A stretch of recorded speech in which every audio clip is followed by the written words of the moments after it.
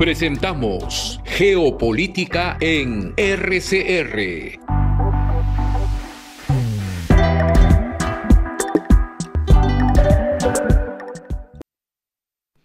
Muy buenas noches, estimados amigos. Buenos días, buenas tardes para aquellos que nos acompañan en otros usos horarios. Como hace poco decía en una presentación el colega y amigo, el doctor Pedro Gamio Aita, los que no pueden acompañarnos en este momento pueden hacerlo después a través de las múltiples plataformas de red de comunicación regional que ustedes tienen en el banner o afiche. Estamos desde el 6 de junio del 2022, todos los lunes a esta hora y eventualmente otro día en otro horario en situaciones especiales, transmitiendo este programa, que es un programa no partidario, pluralista, busca ser lo más serio e informado posible en sus invitados. Y esta noche, siguiendo esos criterios, tenemos el honor y el gusto de presentar a ustedes a don Rodolfo Pastor Fasquelle, o Fasquelle, si lo pronunciamos de esa forma, quien es historiador, distinguido académico hondureño. Le he seguido de cerca desde que le conocí, me parece que el año 1991, donde hizo un enjundioso mini ensayo sobre el tema de los militares, la seguridad y el desarrollo en su país, al cual queremos mucho, y que se publicó en una revista que ya no existe, del Colegio de Defensa Nacional de Honduras. Esta noche vamos a conversar sobre Corea y su circunstancia, por así decirlo, con este distinguido invitado que además ha sido, entre otras cosas destacables, ministro de Cultura de su país. Bienvenido, Rodolfo. Muchas gracias por darnos este tiempo y esperamos tus reflexiones. Queremos recordar brevísimamente que tenemos 55 minutos efectivos y que en este programa está abierto, está a tu disposición. Para mí será casi como una conferencia, dada tu estatura intelectual. Bienvenido entonces y tienes la palabra. Muchas gracias. No, de ninguna manera que sea una conversación, porque eso también va a ser más agradable para tu auditorio. Mil gracias por darme la oportunidad de platicar contigo y con la gente que nos escucha y que nos mira. Y sí, omitiste, porque así es esta circunstancia, decir que, y es importante que lo sepa todos, que actualmente soy embajador de Honduras en Corea y por lo tanto tengo que portarme bien, no puedo ser el usual académico que conoce, sino que tengo que tener alguna cautela adicional. Y me da muchísimo gusto, ¿cómo se llama?, que me hayas invitado. He estado consciente de que estás haciendo este programa y de la calidad del producto que tienes. El tema geopolítico pues nos concierne a todos, los embajadores particularmente estamos conscientes del problema, que además es un problema en este momento ya globalizado, y es un problema que va a afectarnos a todos en el corto y mediano plazo. Usualmente somos muy negligentes para pensar más allá de los límites municipales en América Latina.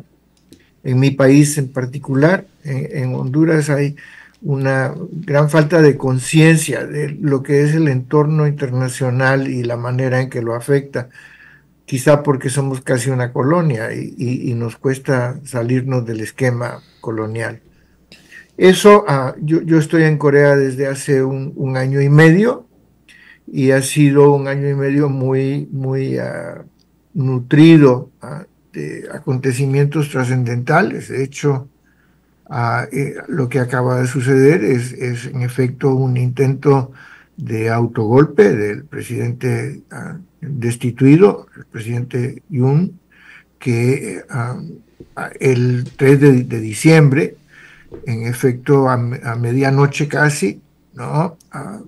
Anunció por la televisión que estaba poniendo ley marcial, un estado de excepción, suprimiendo la actividad de los partidos y del Parlamento, y que esto respondía a una urgencia de una amenaza internacional, una amenaza de Corea del Norte y de China en contra de Corea, y la necesidad de asegurar las fronteras y los intereses nacionales en contra de esas amenazas que supuestamente tenían socios internos, quienes no sorprendentemente eran pues sus opositores, ¿no? Ese golpe falló, duró el intento únicamente unas horas. El mismo presidente tuvo que echarse para atrás con su anuncio unas horas después, cuando el Parlamento, pese al intento militar de detenerlo, de impedir su deliberación, logró reunirse, protegido por los ciudadanos. Una masa de ciudadanos salió a proteger a la Asamblea Nacional, y los diputados reunidos en la Asamblea pues denunciaron como una impostura la ley marcial, porque según la ley coreana, para imponer una ley marcial necesitas justamente una aprobación del Parlamento. Y bueno, eso es lo que sucedió, los hechos mismos, los hechos crudos.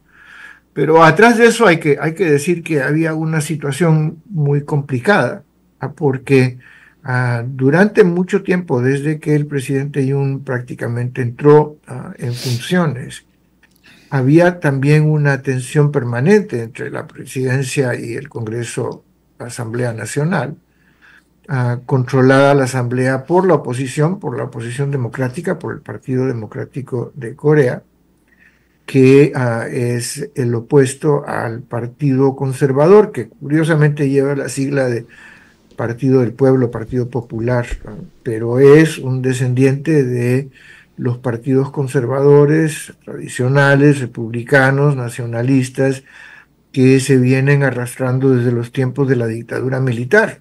Hay que recordar que Corea salió de su guerra civil prácticamente dominada. Es natural, en una guerra los militares tienen un ascenso, pues, ¿no?, de su poderío, y desde 1953 hasta prácticamente 1981, diferentes militares, el general Park es el más conocido y renombrado, pero hubo otros dos militares importantes en ese periodo, que pues fue un periodo también fundador y crucial para la historia de Corea y para su éxito moderno.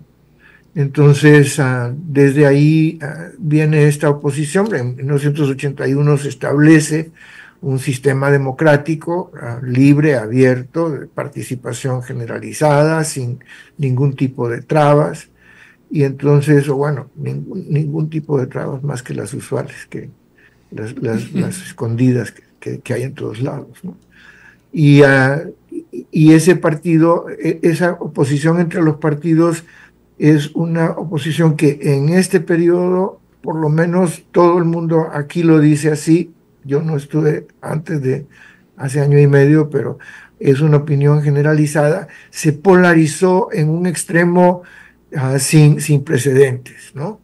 Entonces el presidente estaba siendo acusado por la Asamblea, que impugnaba constantemente a altos funcionarios que él había nombrado, mientras que también impugnaba sus documentos, sus propuestas de ley, mientras que las propuestas que el Parlamento promulgaba como ley, el presidente la vetaba en su despacho cuando llegaba para su firma. Entonces había en efecto un problema de gobernanza, un problema de gobernabilidad. Y es interesante, ya más allá de las apariencias, esta pequeña historia, porque esa ingobernabilidad estructural, ¿verdad? Subterránea, permanente, continuada, pues es la explicación real del enfrentamiento que se dio. Lo último fue cuando la Asamblea se rehúsa a promulgar el presupuesto nacional, el proyecto de presupuesto nacional que había enviado el presidente, y a su vez promulga otro documento de presupuesto nacional, que esa es una atribución directa del Ejecutivo.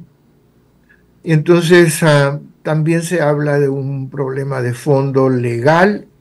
En Corea se habla de que el problema es que se trata de un régimen presidencial y de una presidencia, se dice que imperial. Yo no estoy muy convencido, traslado la información al respecto, porque en efecto sí, el presidente es un régimen presidencialista. Hay muchísimos, ¿no? En América Latina la mayoría de nuestros gobiernos son de regímenes presidencialistas, pero eso no explica la contradicción completamente que hay aquí. Yo creo que la contradicción viene de la guerra y de la situación de guerra prolongada, porque no sé qué parte de tu auditorio esté consciente del hecho de que Corea es un país en guerra. Vive una tranquilidad superficial porque ha firmado un armisticio, un detente al fuego con Corea del Norte para evitar que continúen las hostilidades, pero nunca se ha firmado la paz, nunca se ha pactado un entendimiento definitivo con el Corea del Norte, que es que es el régimen que gobierna la parte superior de la península, sin olvidar, y creo que no es justo olvidarlo, que esta península ha sido muchas veces una nación que habla la misma lengua, que comparte la misma cultura, y que en varias ocasiones, por producto y fruto del esfuerzo de sus gobernantes, ha sido una nación y tiene la melancolía de volver a serlo. Muy notoria, muy fuerte, tal vez más aquí en el sur, pero por supuesto que también en el norte los coreanos saben que son un pueblo y están muy conscientes de que pudieran volver a ser una nación y que eso los haría mucho más fuertes en la escena internacional justamente. Déjame detenerme aquí para poder entrar en una dinámica conversatoria contigo y ir aclarando cosas que puedes pensar que tu auditorio no tenga claro. Muchas gracias. Estupendo. Miren ustedes, quiero subrayar el hecho de que normalmente un diplomático usa muchos eufemismos o palabras edulcoradas. No es este el caso. Aquí tenemos un diplomático que habla con propiedad, con respeto, con claridad y que además es un historiador que no renuncia a su vocación. Y en ese sentido, permíteme solamente un micro comentario para atender a esta sugerencia tuya. Y es que en distintos estados del Oriente, los regímenes son bastante centralizados, bastante concentrados en la figura presidencial, en los ejecutivos, pero desconocemos que en muchos de estos casos hay también una curiosa participación excepcional de algunas mujeres, tanto en Corea del Sur como la que hubo en Pakistán, como la que hubo en la India y en otros sitios, lo cual en cierta medida hace que el panorama antropológico, cultural, político del Oriente no sea tan uniforme como muchas veces se presenta. Dicho esto, subrayo también el hecho de que tú has diferenciado con claridad nación de Estado. Una nación, un pueblo, sin entrar en demasiado detalle, y dos estados. Y esto también ha ocurrido en otras sociedades. Dicho esto, me gustaría que nos ilustrases sobre las dimensiones, empezando por las dimensiones, si te parece, por las dimensiones económicas de esta república, que es poco más de 200.000 kilómetros cuadrados y que tiene una población bastante importante y que para los peruanos, estimado Rodolfo, tiene un interés particular. No solamente por la venta de automóviles, es por la compra de ingenios militares aeronáuticos, por la construcción de puertos y otras inversiones importantes que no se han detenido y que no se detendrán, al parecer, por efecto de los denominados impuestos o aranceles que ha establecido el presidente Trump. Entonces, dicho esto, te rogaría que nos expliques el contexto económico y los más saltantes dimensiones que a tu parecer son importantes de conocer tanto en Honduras como en el Perú y en otras partes de quienes nos acompañan. Tienes la palabra, estimado Rodolfo. Sí, mira, en realidad tres temas estás tomando ahí. Uno es el tema económico y esto habría que mencionar el milagro del río Han, que es como se le dice míticamente a un extraordinario desarrollo económico que ocurrió justamente después de esa dictadura, o bueno, al terminar esa dictadura militar. Corea, en efecto, es un país, el Corea del Sur es un país pequeño, es un país más pequeño que Honduras, imagínate eso, ¿no? Y Honduras es uno de los países más pequeños. Sí, creo que equivoqué el dato que correspondía al norte, con las disculpas del caso. Adelante. Sí, no te preocupes. Tiene 12.000 kilómetros cuadrados menos que Honduras. Eso es muy impresionante, pero además es un país muy montañoso. Es un país que no tiene planicies arables, ¿no? Como tienen muchos de los países que se han enriquecido. Y justamente como los que tiene China, ¿verdad? Que la gran riqueza milenaria de China son estas inmensas planicies irrigables de buena tierra que le dieron pues una riqueza agrícola que se fue transformando a lo largo de los siglos. En el caso de Corea no hay eso, no hay ese recurso natural, no hay minas de ninguna clase. El país quedó completamente devastado. Después de la guerra no quedaba un árbol en pie, ¿no? Aunque hay que decir que hoy día está completamente reforestado. Pero partiendo de una planificación, es lo primero, ¿no? Hay una planificación. La dictadura militar establece instituciones académicas de estudio de la economía y con la idea de hacer planes y trabaja con planes quinquenales. Una y otra vez se propone lograr una serie de metas, se concentra la inversión del Estado y el capital que se procura desde el exterior en los propósitos del plan establecido. Y bueno, que realmente es muy difícil diferenciar estos planes del Estado, de un Estado tan fuerte, de un Estado militarizado, de los planes que al otro lado de la frontera estaba llevando a cabo el gobierno y el régimen de Mao Zedong en China. Entonces es curioso eso porque tendemos a olvidar que la planificación y el rol del Estado ha estado ahí también permanentemente en los desarrollos capitalistas, ¿no? El comunismo de China no es el que impone el plan. Lo que impone el plan es la necesidad consciente de tener un rumbo y de conseguir que el Estado concentre recursos para caminar por esa senda, ¿no? Y después, eso sí es cierto, después de que se genera el movimiento democrático de los 70s y logra abrir el sistema político, esa disciplina acumulada se convierte en un desarrollo espectacular de la economía, ¿no?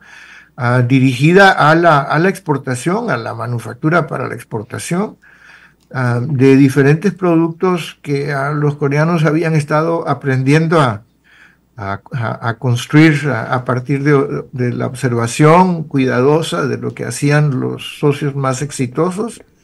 Y entonces la producción de vehículos, de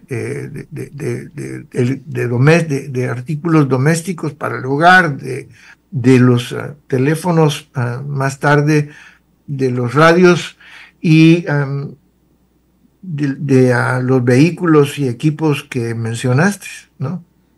Y esa exportación pues los ha convertido. Hoy día Corea es, a pesar de ser un país muy pequeño, solamente tiene 52 millones de habitantes. Sí. Corea, y es una población que está en problemas que podemos discutir después cuando te parezca, en problemas muy serios porque tiene pues uno de los índices de fecundidad más bajos del mundo. Aún en toda el área, en toda la región del Asia, ese es un problema agudo, y también lo es para el caso en Europa, y sin embargo Corea es el peor de todos, ¿no? Corea tiene índices de crecimiento demográfico que son la mitad de los de Japón, por ejemplo, ¿no? Y eso China, que Japón es fuerte, ¿no? Es el menos afectado. Entonces, y originalmente en Corea lo que había es políticas como las nuestras de planificación familiar, de que hay que tener solamente un hijo por pareja, y ahora no saben qué hacer para estimular, ¿verdad?, el crecimiento de la población. En fin, ahí está ese milagro. Cuando terminó esa guerra, Corea era más pobre que mi país, más pobre que Honduras. Y hoy es el sexto exportador del mundo, el octavo importador del mundo. Tiene un producto per cápita mejor que la mayoría de los países europeos. No que el Reino Unido, que Francia o que Alemania, pero a los demás, ¿verdad?, les lleva ventaja. Entonces, es algo espectacular en esa dimensión, que es también lo que explica la importancia de su relación con Perú, ¿no? En efecto, la relación de Corea con Perú es una de las más fuertes entre los países latinoamericanos. Destaca muchísimo la relación con Perú. El embajador peruano es un magnate en Corea, ¿no? Es un hombre muy bien tratado, es un hombre que tiene mucho acceso, que bueno, además de que es un excelente profesional, y no se trata de un elogio caprichoso, un reconocimiento, pero la relación misma, la relación estructural entre los dos países es una relación muy fuerte, ¿no? Porque, bueno, Corea entiende, creo que es uno de los pocos países en el exterior que entiende bien lo que es América Latina como posibilidad y como potencial a largo plazo, y porque Perú es su entrada en el continente sudamericano. Mencionaste también el tema de las mujeres. Yo ahí no quisiera meterme mucho porque soy poco informado y poco, bueno, y de criterio poco formado en el tema del género. Sí puedo hacerte una observación que te va a servir a propósito de tu comentario, y es que en el Oriente es muy grande, demasiado grande para meterlo en una sola bolsa, ¿no? Y entonces lo que tienes en Corea es una cultura más bien confucianista. Lo que priva en Corea es el confucianismo, ¿no? Y en cambio de eso, en el oriente que mencionaste de la India y Sri Lanka, la cultura budista prevalece más, y ahí las mujeres han tenido pues un mejor trato y más acceso al poder. En efecto, ha habido muchos gobernantes cruciales en la India, en Sri Lanka. Las mujeres son poderosísimas políticamente. En Corea les ha costado más y todavía les cuesta el acceso a las estructuras del poder público. Sí ha habido una presidenta coreana que terminó en la cárcel, sin embargo, ¿no? Sí. O sea, muy vigilada, quizás más vigilada. Por cierto, terminó en la cárcel perseguida por el fiscal Yoon. El actual presidente que acaba de ser destituido era el fiscal que efectivamente persiguió la causa en contra de la presidenta Park y que logró su condena por pues, infracciones de la ética coreana. Muy estricta la ética coreana. Yo creo que a la mayor parte de los latinoamericanos les costaría bastante entender lo estricto, lo riguroso que es el coreano con sus figuras públicas de todo tipo, porque no solamente los religiosos, por supuesto, los políticos, de esos estamos hablando, también las figuras de la industria del entretenimiento, las actrices, los actores, los artistas en general, son sometidos a un criterio muy riguroso, y si no te portas bien, no te miro, no te compro, no te consumo, ¿no? Esa es una actitud muy contrastante con, pues, la gran permisividad con que nosotros nos excedemos en América Latina, ¿no? Sí, muy bien. Muchas gracias por esa puntualización que es importante. Quisiera hacer dos breves acotaciones muy telegráficas. La primera, que no obstante, también en Corea se han dado procesos profundos de corrupción, pero que han sido superados por en todos estos procesos que tú bien has resumido de una manera muy clara en los aspectos culturales muy saltantes. Lo que sí quisiera pedirte antes que pasásemos a otro aspecto es que, si te parece, pudieras enfatizar en un tema que en el Perú y en otras partes de América Latina, por el hecho de corrientes muy conservadoras, digamos francamente reaccionarias, se pone como absolutamente opuesta la propiedad y gestión privada de empresas que están reguladas por el Estado y la planificación. Y inclusive en estos estados, en Japón mismo, existe una agencia de planificación de la defensa, cosa que en otros sitios parecería un absurdo, una cosa tremendamente exótica. En síntesis, dinos algo sobre la relación entre estas empresas privadas, pero que tienen una fuerte regulación, y la planificación, porque esto es lo que explica un poco la cohesión que tiene en el caso de Corea del Sur, el factor cohesivo para poder seguir marchando a pesar de los problemas que están enfrentando. Adelante, Rodolfo. Bueno, estás tocando profundidades que me encantan, me fascinan, ¿no? El tema de la cohesión social, yo sí creo que es crucial. La corrupción, voy a ser también muy diplomático. Adelante. Es mi obligación. Pero por supuesto que los coreanos reconocen que aquí hay un tema fundamental, y por eso es que se han empeñado tanto en construir instituciones, fiscalías, muchísimo más fuertes que las nuestras, ¿verdad? Con poderes que a cualquier latinoamericano sorprenderían, porque están conscientes de que ese es un problema estructural. A ver, estas empresas les llaman las chaeboles, ¿no? Las chaeboles son empresas familiares. En América Latina eso no sorprende. Hay muchísima empresa familiar en América Latina, empresas que han seguido en control de familias poderosas, cuyos fundadores, ¿verdad?, fueron exitosos empresarios que, bueno, tuvieron circunstancias favorables, acumularon capitales importantes, esos capitales se diversificaron, se incorporaron, hay otros socios en esas empresas casi siempre, ¿no? Las empresas están abiertas en el mercado y puedes comprar acciones de casi cualquiera de las empresas coreanas, con el caveat de que el control lo tiene la familia, y la familia dispone en determinado momento si dar dividendo, cuánto dar de dividendo, cómo, bueno, y eso se convierte en una estrategia, porque si tú tienes el control y entonces dictas un dividendo bajo,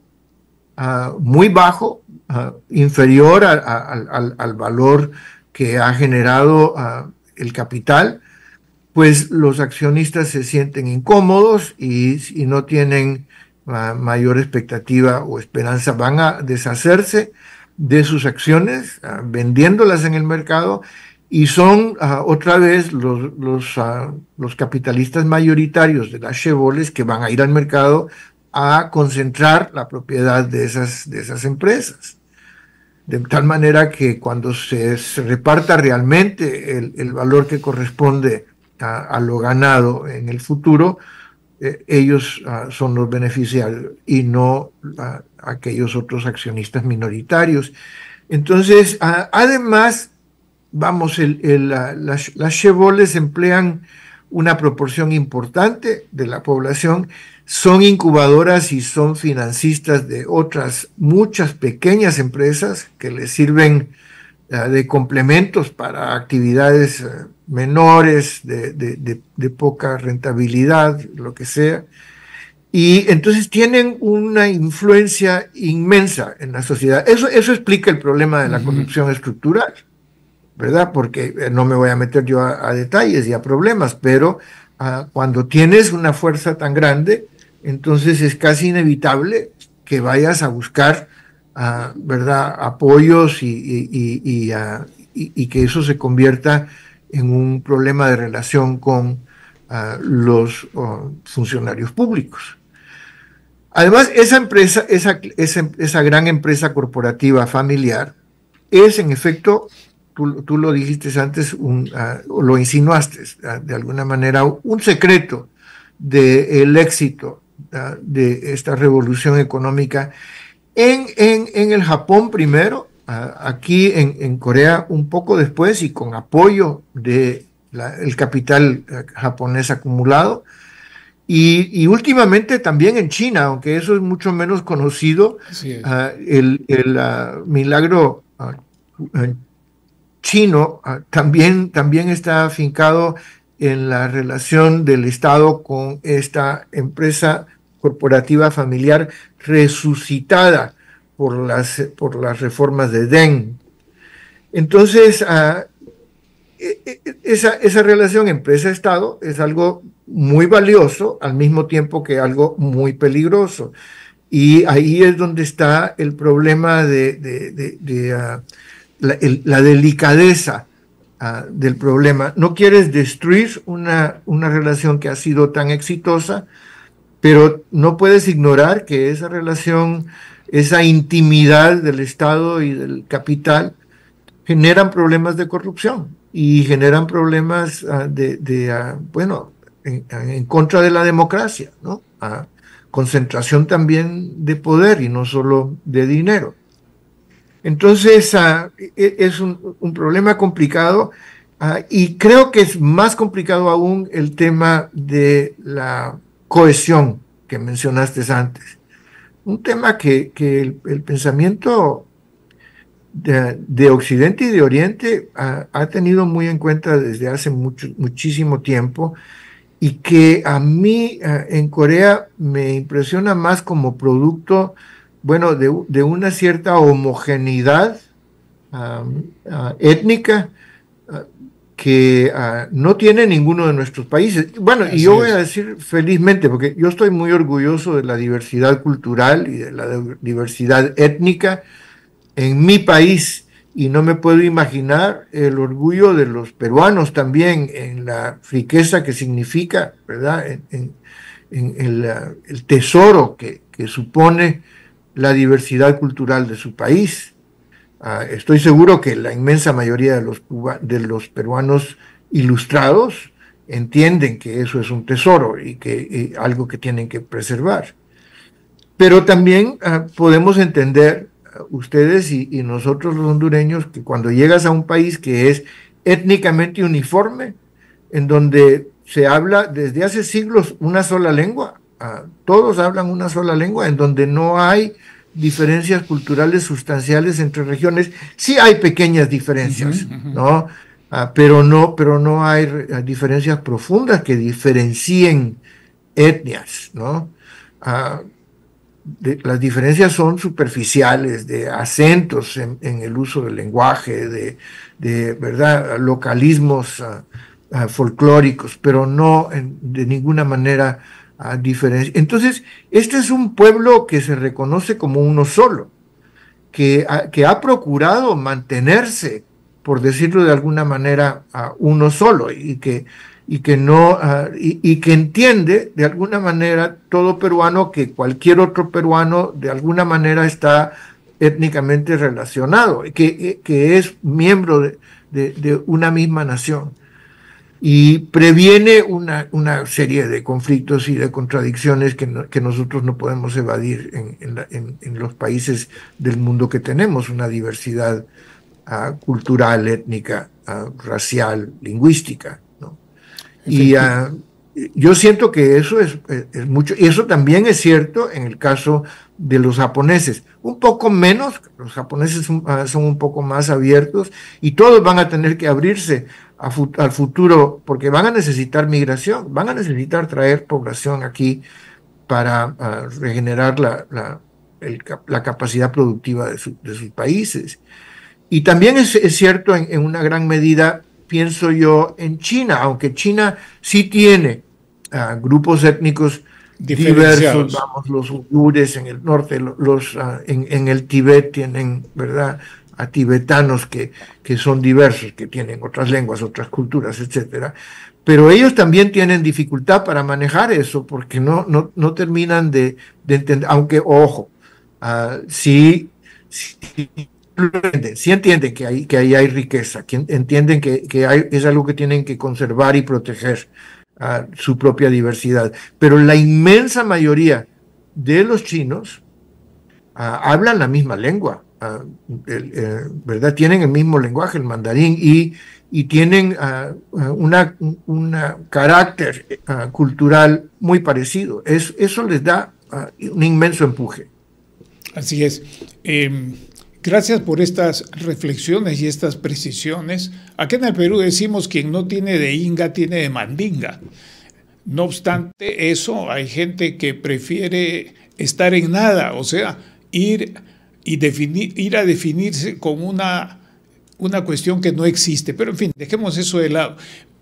Permíteme pedirte nuevamente que tocases un poquito más el aspecto económico. Aquí en el Perú no se entiende, y en muchos sitios no se sabe bien cómo es posible que en el país al que te estás refiriendo con tanta claridad, una empresa grande pueda producir cosas minúsculas, cosas de consumo inmediato, bienes de capital, hacer inversiones gigantescas, producir maquinaria grande, una misma razón social. Explícanos un poco cómo ves tú eso.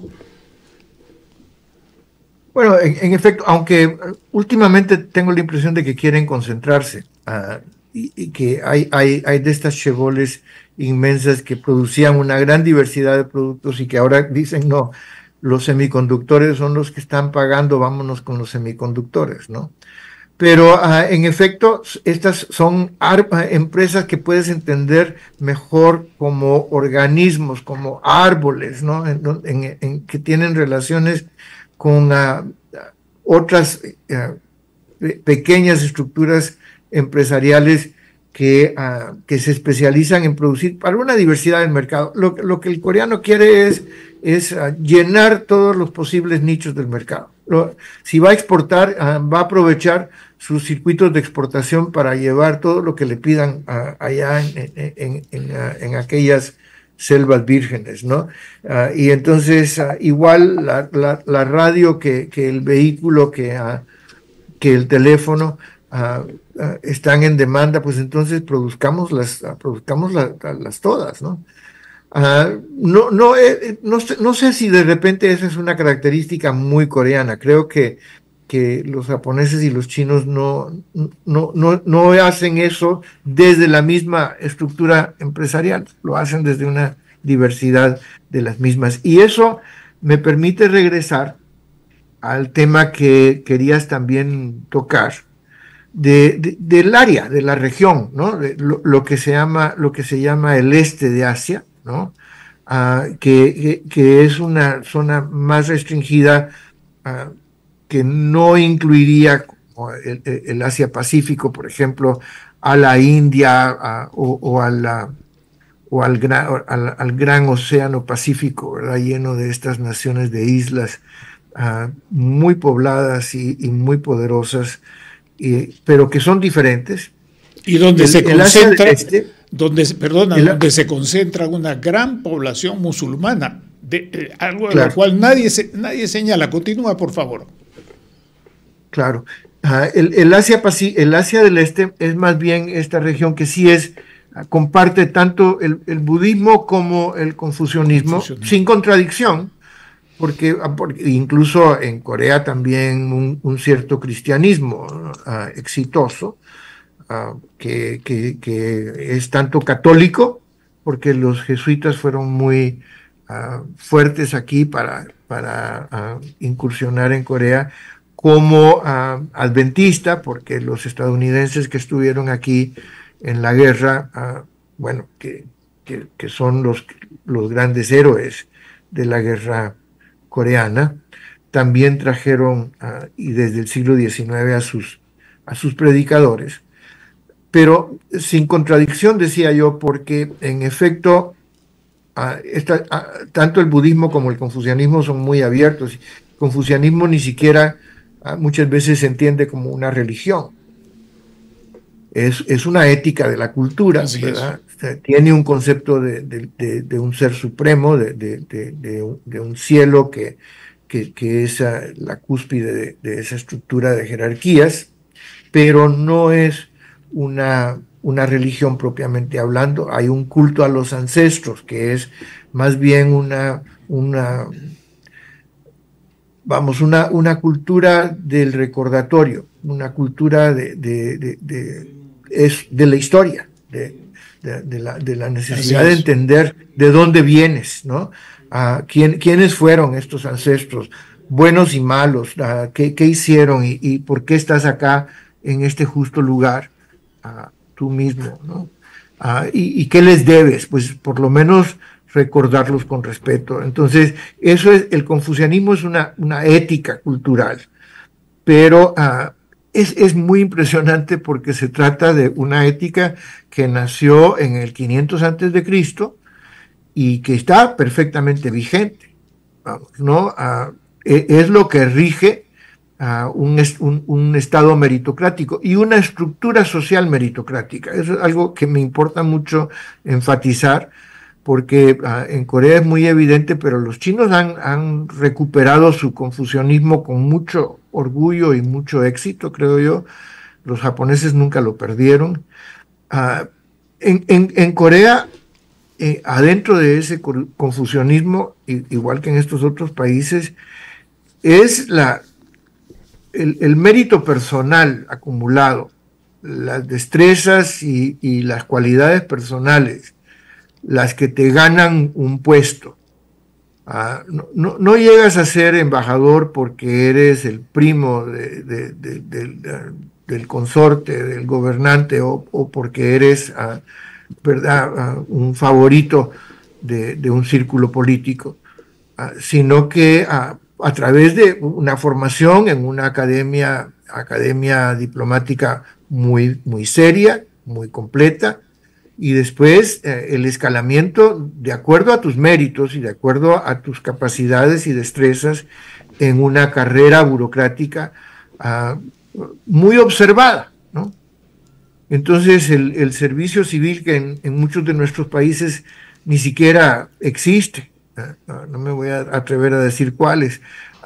En efecto, eso es lo que hay aquí. O sea, la burocracia, a través de este periodo terrible de inestabilidad y turbulencia política, de crisis política tremenda, porque además estás hablando de masas de gente en las calles reclamando cosas contrarias unas a otras, ¿no? Exigiéndole a las cortes que dicten este o aquel fallo, y una movilización constante, pues, durante meses, ¿no? Desde el 3 de diciembre hasta antier. Así Eso no ha impedido en absoluto el funcionamiento del Estado, de la burocracia coreana, que sigue cumpliendo sus papeles a cabalidad y que pareciera ser, seguro que no lo es, pero que en apariencia para uno que está afuera da la impresión de ser absolutamente imperturbable y no estar en absoluto afectada por esa crisis política. Bueno, en nuestro país los gobiernos colapsan virtualmente cada vez que hay una contradicción política fuerte, ¿no? Entonces, los gobiernos mandan a los funcionarios públicos a esas manifestaciones. Por supuesto que eso es aquí inconcebible, aunque no es el caso de las Chevoles y de las otras organizaciones involucradas con los sistemas políticos. Pero los funcionarios públicos no van a ir a las plazas a gritar a favor o en contra de determinado funcionario, ¿no? Están trabajando en sus despachos y el Estado continúa. Mira,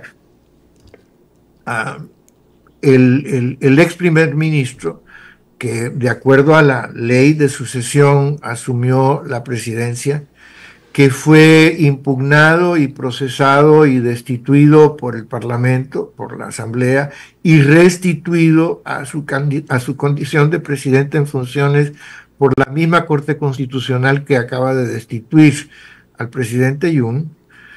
El ex primer ministro y hoy presidente en funciones, Han, recibió hace 2 días, después de la condena en contra del presidente Yoon, las renuncias del gabinete. Es un detalle, pero es un detalle que ilustra bien esto que te estoy tratando de explicar. Está muy claro. Las renuncias de todos los miembros del gabinete del presidente Yoon, que no tiene que aceptar, y de hecho en su mayoría no va a aceptar, pero que le entregan porque para dejarlo en libertad de nombrar a su propio gabinete. Este presidente en funciones le va a entregar el 5 de junio, por decirlo, porque el 4 es la fecha límite para tener elecciones. En 60 días tiene que haber un nuevo presidente electo por el pueblo de Corea. Entonces, el 5 de junio le va a entregar la presidencia al nuevo presidente electo. Y ahí estarán de nuevo las renuncias de todos los ministros. Pero no va a aceptar las renuncias de muchos de los ministros. Los ministros que tienen tareas más cruciales, vamos a ministro de Defensa, ministro de Comercio, en esta circunstancia especial de las tarifas, esos ministros van a seguir estando ahí largamente mientras el nuevo presidente encuentra a un funcionario que tenga todas las capacidades para sustituirlo. Un funcionario de su propio partido, un funcionario de su predilección personal y confianza, pero eso va a suceder solamente en un proceso. En cambio nosotros, ¿verdad? Cada vez que hay un cambio de gobierno, se descarta al gabinete, y muchas veces no solamente al gabinete, sino que a los cuadros técnicos de los ministerios para mandarlos a la calle, porque hay que darles inmediatamente las posiciones a los activistas y a los partidarios del nuevo gobernante, ¿no? Sí, no aprendemos. Y bueno, es un caos el Estado cada vez que cae en manos de esta locura, ¿verdad? En fin, no sé si te logré explicar ese tema. Está muy bien. Mira, es más, casi me ibas a hablar del Perú, pero no voy a ser impertinente. Nos queda, no, sinceramente, lo que has dicho, toda la reflexión nos trae, es como un espejo para mirarnos, tanto en Honduras, en Perú, en Chile, en otros sitios. No necesito extenderme más. Solamente en los minutos que nos quedan y a tu libertad de ideas y expresión, me gustaría que con la misma sinceridad y objetividad, imparcialidad, digamos, ¿no?, que nos estás explicando, nos digas cómo encaras, cómo ves tú que Corea está encarando esta reacción frente a las medidas impositivas, no solamente comerciales, sino que hay todo un ejercicio del poder y de la fuerza como medios de la política exterior, como dirían los viejos relacionadores, especialistas en relaciones industriales y en ciencia política. ¿Cómo pues ves tú la reacción, el proceso de continuidad o de adaptación que tiene Corea frente a estas medidas de poder, de fuerza, que en lo inmediato son comerciales, pero no nos quedemos solamente en el comercio? Además, tú como historiador sabes muy bien que desde antaño se decía que la expansión comercial de los imperios siempre y no por casualidad iba acompañada de una cañonera. Entonces, ¿cómo ves tú el tema, por favor? Y luego las palabras finales que quieras decirnos, tanto a los peruanos como a la gente de Honduras y de otros países. Adelante. Mira, no estoy seguro de que va a haber tiempo para palabras finales. Es demasiado importante el tema. Corea, bueno, al igual que Japón y China, en esta Asia del Este que estamos platicando, basó su prospecto de crecimiento económico casi completamente en un esquema, más que China e incluso más que Japón, en un esquema de producir para exportar e importar lo que no podemos producir, ¿no? Y entonces es el octavo importador y el sexto exportador porque los coreanos están dedicados casi, yo diría, en un 90% a la producción para la exportación y hasta hace poco Estados Unidos era su socio comercial más importante. Eso ya no es cierto, ¿sí? Hoy día el socio más importante, y eso le complica la vida en esta circunstancia a Corea, el socio económico más importante de Corea hoy día, de Corea del Sur, es China. Y esa situación no se va a revertir. La relación entre China y Corea es una relación milenaria, por supuesto. Estoy hablando literalmente de 3.000 años de historia, de culturas, ¿verdad?, que se comunican y que se irradian. Y China está demasiado cerca y es demasiado grande para desaparecer del radar de Corea, que es un poco a donde la quieren empujar. Entonces, Corea tiene un problema gravísimo de adaptación a este nuevo esquema de Trump, que dice un amigo embajador muy inteligente, que es el partero de un nuevo orden mundial, que sin embargo no tiene la más remota idea de cuál sea ese orden nuevo que está pariendo. Entonces, ojalá no me vaya a quitar la visa. Entonces, yo sí veo que hay un problema que es de todos estos países y es un problema que estos países se están reuniendo para tratar, de la misma manera que los europeos están reunidos permanentemente. Hoy le hicieron ahí a Trump una oferta de 0 arancel para entrada de los productos estadounidenses a Europa y viceversa. Si quiere reciprocidad, aquí está la reciprocidad. El problema es que no se sabe exactamente qué es lo que quieren las tarifas de Trump, pero si es reciprocidad o si es dinero, por ejemplo. Pero el problema es que están hablando entre ellos para ver qué sucede en el futuro. Ciertamente Corea depende no solo económicamente comercialmente de Estados Unidos también, sino que también militarmente, porque tiene a su vecino armado hasta los dientes y con armas nucleares, ¿no? Pero yo lo que quisiera es plantearte o pintarte un proceso, un sentimiento que tienen los coreanos, que no se va a desbordar, que no se va a convertir en irascibilidad o decisiones improvisadas. Puedes hacerlo en 2 minutos. Pero que sí va a condicionar una estrategia a más largo plazo, ¿no? Rodolfo. Están resentidos, asustados, resentidos, molestos profundamente, sorprendidos, como mucha gente, no solamente ellos, pero en un extremo. Van a buscar la salida. Aquí hay una cosa que se llama ASEAN más 6, que son los países, ahora sí, de toda la región, incluyendo, ¿verdad?, a la India y al Océano Pacífico, que, que produce algo así como 38 billones de dólares de producto anual. Y eso significa más del 30% del producto bruto del mundo. Rodolfo, por favor, 2 minutos más. Asociación comercial. Por favor, no, por favor, te quedan 2 minutos más. Discúlpame el tiempo para poder redondear esto que nos estás diciendo, como palabras finales. Entonces, lo que yo veo es que este mundo nuevo, este orden nuevo, va a ser parte de un proceso, ¿no?, de comprensión de la dificultad que les plantea este nuevo esquema y de adaptación, y que esa adaptación pudiera llegar a la conformación de estos grandes bloques nuevos de integración. Y eso es importante para nosotros en América Latina, porque nosotros también vamos a tener que buscar nuestro lugar en el mundo.